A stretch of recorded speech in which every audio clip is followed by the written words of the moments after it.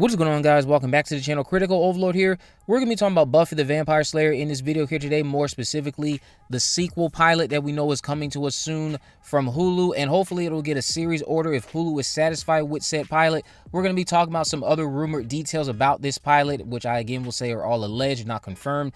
But we know Sarah Michelle Gellar is expected to be back as Buffy Summers in a recurring role. Ryan Kira Armstrong, we found out not too long ago, will be starring as our new leading Slayer. And then yesterday we found out from Deadline and other reputable trades that 5 other stars have joined this project. Folly R has joined, Ava Jean, Sarah Bach, Daniel Tommaso, and Jack Scott have all joined this project and will be starring alongside Ryan Kira Armstrong as series regulars. Daniel RPK has been sharing character names with us over the last month or so, or months I should say. I myself have brought some rumored details to you guys that have slowly but surely been coming to life and being confirmed thanks to yesterday's report from Deadline and again other reputable trades. As a recap, Deadline mentions that Armstrong is playing the new Slayer, who is an introverted high school student named Nova, at one point thought to be named Nina. Some other people still think she might be named Poppy. But we also found out that Folly will be playing Hugo, a privileged, likable high school student who is a geek. Jean will be playing Larkin, another student described as a chronic do-gooder. Bach will play Gracie, the ringleader for a group of church-going students. D. Tommaso will play Abe, Nova's single father, who is a photojournalist. Scott will play Mr. Burke, a popular high school teacher. So, let's discuss these rumored details about this pilot. Again, all alleged, not confirmed. Nova has had a rough past with her mom. I will say that. She's had a rough past with her mom, the kind that's non-existent. That's the kind of rough past she's had. She's also fairly new to the school, which is in New Sunnydale. Nova won't be as familiar with her Slayer roots as Buffy was in Welcome to the Hellmouth. She also has a pretty traumatizing experience from her youth that makes us want to root for her to find confidence as a Slayer. Her father, Abe, works for the town press team as a photojournalist, so he's working for Sunnydale Press. Sunnydale is 100% back, but has only been completed in its initial phase of this rebuild. Buffy Summers is something of a myth, believed to be a giant cover for the crime that happened in town. Mr. Burke is a history teacher wanting his students to join in on this blood drive. So Boyd, remember the name Boyd I mentioned, that was just a code for Mr. Burke. So Mr. Burke and Mr. Boyd are in fact one and the same. If you're a specific user over on Reddit who speculated that, you were right. Larkin skips Mr. Burke's class to protest and be an activist against the rebuild of Sunnydale. So Larkin is the Luna character I reported on, who's a activist of sorts. She's against the rebuild because it's on sacred land, or Sunnydale belonged to sacred land originally.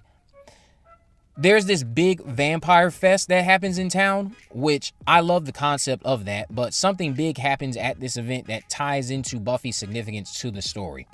There's a new mayor. Name starts with an A, is all I'll share, but there is a new mayor, so a callback to Mayor Wilkins. Hugo has connections to those responsible for bringing Sunnydale back, which ties into his privilege, of course. We will get a character linked to the Shumash from Pangs. A pair of sibling vampires are expected to make an appearance. Names start with an S and a J. We'll get little nods to both Wesley and Giles. The Wesley one, I think, needs a tweaking. I will say that. I think the Wesley one needs a tweaking, because when I found out what that was, I was like, wait a minute, when did Wesley do this? So we'll see if that ends up making it to screen. That's also why I'm being a bit vague with this stuff. Also, the main antagonist is definitely going to be Mr. Burke. All of this stuff does get me excited, and I will say this as somebody who knows that people are not looking forward to being lectured, preached to. They're not very confident that the dialogue would be all that great in comparison to what we got with Joss Whedon's show. All I can tell you is that if you're going into this expecting Joss Whedon-like writing and stuff to be on that level, you're just kind of setting yourself up for disappointment. This show, this pilot at least, it kind of shows me that they are going to try to cater mostly to Gen Z. They are going to have some buzzwords in there, but nothing so far comes off to me as being overly preachy. Not yet. I will say that if it gets to that point, I will make that known. Without further context, I will say this just sounds like Welcome to the Hellmouth, but modernized for 2025 and Gen Z. Because Mr. Burke comes off like he's supposed to be the master, and I'm not against that.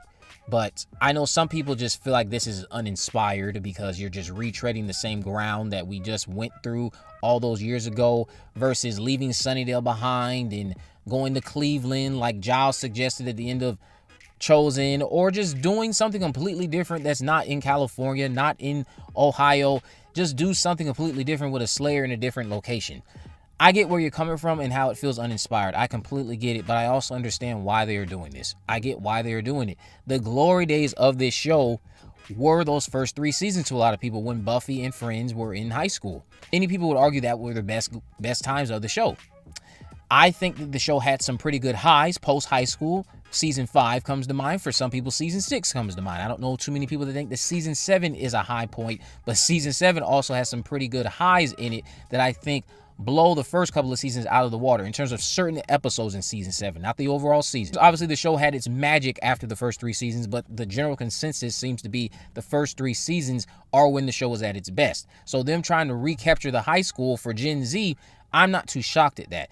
I just hope that once this is all said and done, we move on from this and the show doesn't just be like copy and paste of this stuff from that original show, but now it's being updated and tweaked to appeal to a newer audience. Give us some original stuff in the Buffyverse. That's all I ask. I am satisfied so far with what I know about this pilot. I don't think it's going to be a train wreck. I could have a completely different opinion by the time it's all said and done, and that's fine.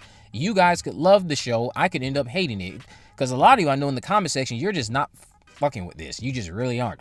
You think they should stop this. You think it should be canceled. It should have the plug pulled on it. And I understand to a degree. But on the other hand, I don't get it because Chosen sets up what this show is trying to do.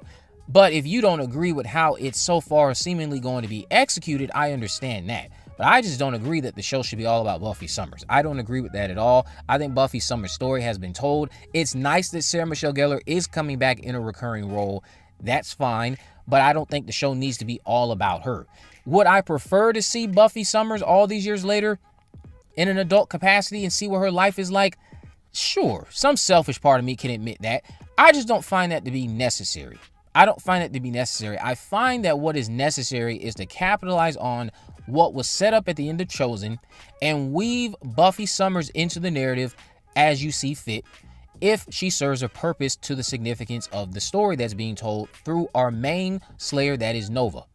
I'm really intrigued also to see how they tackle Mr. Burke being a history teacher that is now a vampire. I'm really interested in seeing how that all transpires and how that will impact the school. But again, do expect Nova, who will be our main Slayer of the show, expect her in this episode to be more in line with Christy Swanson's version of Buffy in that movie. The Buffy who wasn't as experienced, the Buffy who was still a bit ignorant, the Buffy who was still becoming used to these prophetic dreams and things like that. That's how Nova seems to be. She's not really tapped in to her Slayer-like tendencies the way I thought she was going to be. Not the way Buffy was. If you're someone who skipped the movie and jumped right into Welcome to the Hellmouth, Buffy seemingly was not well versed, but she had experience as a Slayer at that point. Nova is lacking experience by the time we meet her. She's still fairly new to all of this, and I think that's the right call to make, especially considering the event that apparently she went through as a young girl that could be quite crucial to us wanting to see her become comfortable in her role as a Slayer and finding that confidence to be brave. I'm looking forward to this show. I just need it to be well written. I get that, yes, Gen Z dialogue these days is very off-putting to some. There's a lot of stuff in this pilot that seems to be very Gen Z-like. And if that doesn't sit right with you, you're probably not going to like the show. I can't even lie about it. Me, on the other hand, as a Gen Zer, I have to first see how it's executed. Not everything with how they present Gen Z bothers me. Sometimes I look at a project and it does bother me because I'm like, well, not all of us are like that. Please stop being so heavy-handed in presenting us like that, because not all of us behave in this capacity. But so far with how these characters act and the way they talk, I don't think that this is overbearing in any way. I could have a completely different tune by the time I watch the show, because again, execution is everything. But I'm looking forward to seeing Ryan Kara Armstrong in this role. I'm looking forward to seeing how Buffy becomes even more significant to what's transpiring in Sunnydale with Mr. Burke, because again, Buffy also is, in fact, it would appear, living in New York City, working for an insurance company, and she's going to somehow get tied up in what's happening because of what transpires at that big event that they have in town related to vampires. But let me know what you guys think about all of this down in the comment section below. If you haven't already, of course, make sure you subscribe, turn on post notification, and this video in the description. I have links to all my social media accounts. I'm on Facebook, Twitter, and Instagram. You can message me there, of course. Let me know if there are any movies, news, or reviews you'd like me to cover in the future. And with all that in mind, guys, I will see you in the next video.